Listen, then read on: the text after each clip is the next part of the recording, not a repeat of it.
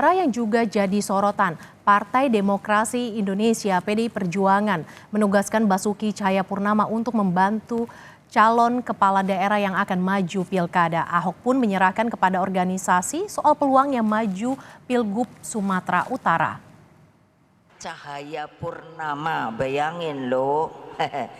Basuki Cahayapurnama atau Ahok menyebut Megawati memintanya membantu calon kepala daerah dari PDI Perjuangan yang maju di pilkada.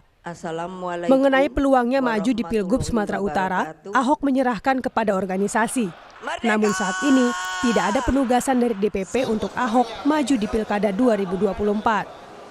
Saya pikir itu sih teman-teman sana ya yang ngomong ya. Ya saya sih terima kasih sih mereka percayakan gitu. Tapi kan kita kan organisasi kan kita penugasan di mana? Sejauh ini sih saya tidak dapat penugasan untuk di pilkada ya. Saya justru penugasan saya itu kayaknya nih membantu orang-orang yang mau maju pilkada ini. Makanya saya masuk ke Komisi 2 ini. Tapi Pak, kalau ditugaskan apakah akan siapa? Ya kita secara organisasi ya pasti disiplin organisasi ya. Tapi sekali lagi sejauh ini nggak ada penugasan ke sana. Politisi PDI Perjuangan Ciko Hakim mengungkapkan hingga saat ini PDI Perjuangan belum ada kepastian penugasan secara definitif untuk maju di Pilkada 2024. Belum ada kepastian dari PDI Perjuangan untuk bukan hanya Pak Ahok tapi juga untuk calon-calon kepala daerah yang lain atau bakal calon kepala daerah yang sudah mendaftar baik itu dari luar maupun dari internal. Kami belum memberikan penugasan yang definitif bagi siapapun untuk maju di 545 pilkada seluruh Indonesia. Jadi pada prinsipnya kalau kita bicara soal PDI Perjuangan tentunya kita tahu bahwa kader-kader di PDI Perjuangan itu tegak lurus dengan aturan-aturan organisasi. Ketua Umum PDI Perjuangan Megawati Soekarno Putri dalam Rakernas kemarin menyatakan telah memberi tugas kepada Basuki Cahayapurnama atau Ahok. Namun Megawati tak menyebut secara detail tugas Ahok ke depan. Ungkapan Megawati muncul di tengah rumor Ahok akan maju pemilihan gubernur Sumatera Utara. Sekarang beliau bersama kita sudah keluar dari pemerintahan lalu bilang pada saya, Ibu minta tugas. Oke, sudah ada tugasnya. Diketahui sebelumnya, menantu Jokowi yang juga kader baru Partai Gerindra, Bobi Nasution, digadang-gadang akan maju di Pilgub Sumatera Utara. Yang diinfokan ke kami, yang diinformasikan kepada kami yang namanya sudah diberikan surat tugas, pas ditanyakan kemarin, ini perlu daftar lagi nggak usah, karena sudah mendapat surat tugas.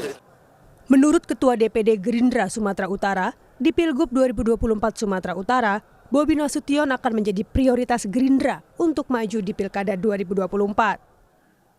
Ya, kami ada keputusan Rakornas 7 Mei yang lalu, itu memprioritaskan kader internal untuk maju di pemilu kada serentak ini.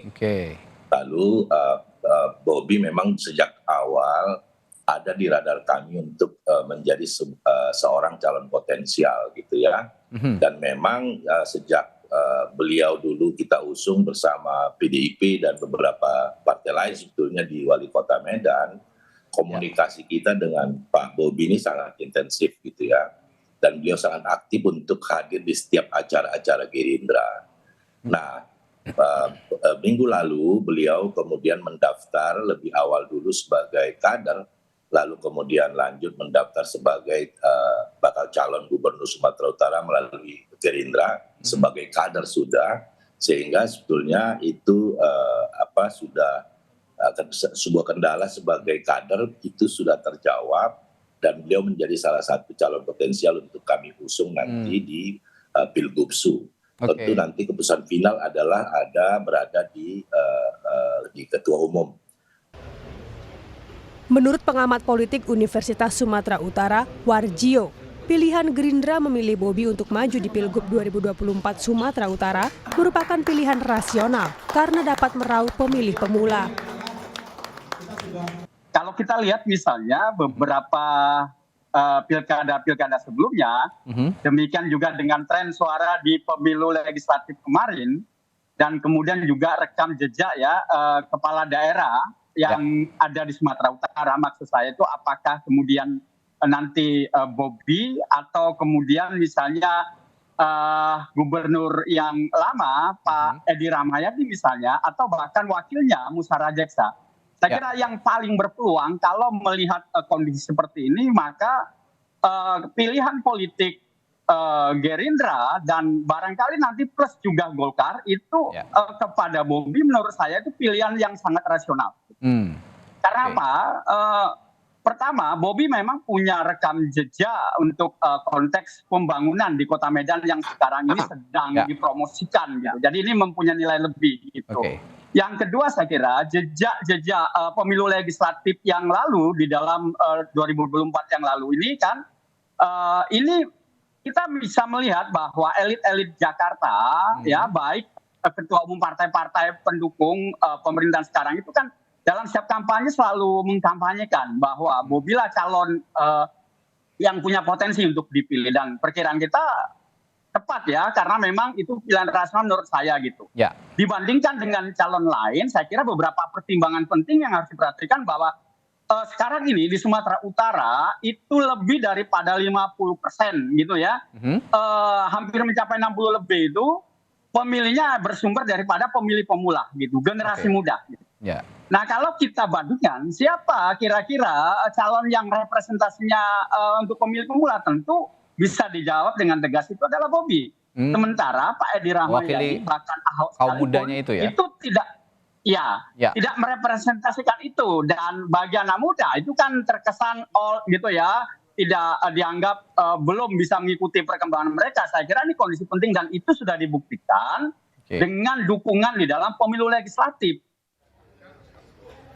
Dengan majunya Bobi, maka secara langsung akan berhadapan dengan gubernur petahana Edi Rahmayadi. Akankah Ahok juga diterjunkan di Sumatera Utara untuk melawan Bobi Nasution? Tim Liputan, Kompas TV.